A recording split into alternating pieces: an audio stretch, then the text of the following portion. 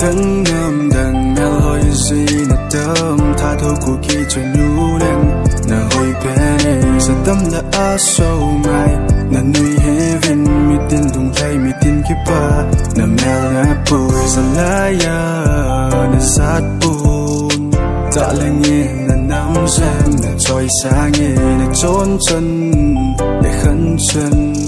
việc duy thấy nè hi tha thô của kỳ cho nhu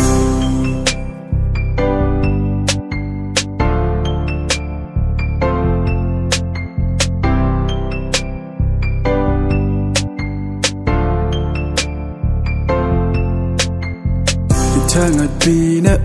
na zat na nam đi na trôi sang ngay na khô sung na vang sung chay kamu ni apat kang ngô bên duyên ngưu kamu khắp bôi nắng băng mèo hỏi đi lung đòn lung kim gan thế na siết lấy ya hung tâm duyên giống lệ nậm mèo kamu gì tình kamil tai lung kim gan thế na ho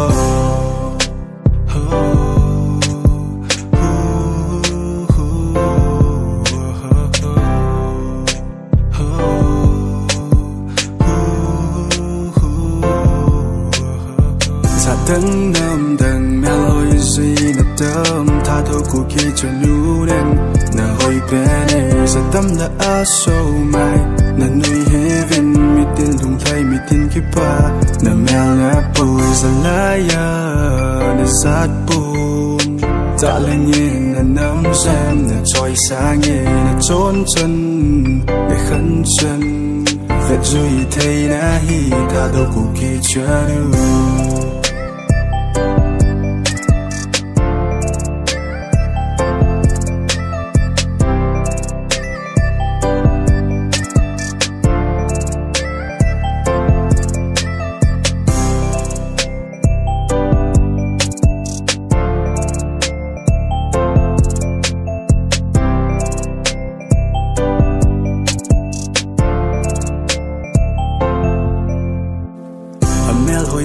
trốn chân hello panabe đông là hoya khăn khô hello panabe ta đâu cụ kỳ chưa nu trốn chân henu dòng duyên in vẽ sinh thế lâu nu kia duyên in ba duyên in ta chân nu ta đâu cụ kỳ chân nu nằm na duyên in bằng duyên in nhé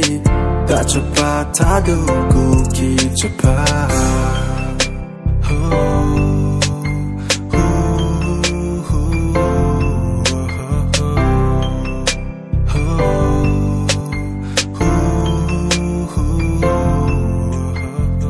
tầng nằm đằng mèo hồi gì nè tâm tha thô của kỳ cho nhu đen nè hồi bé này giờ tâm là á sâu mai nè nuôi heaven mi tin lung thay mi tin kiếp ba nè mèo nè bồi giờ lá ya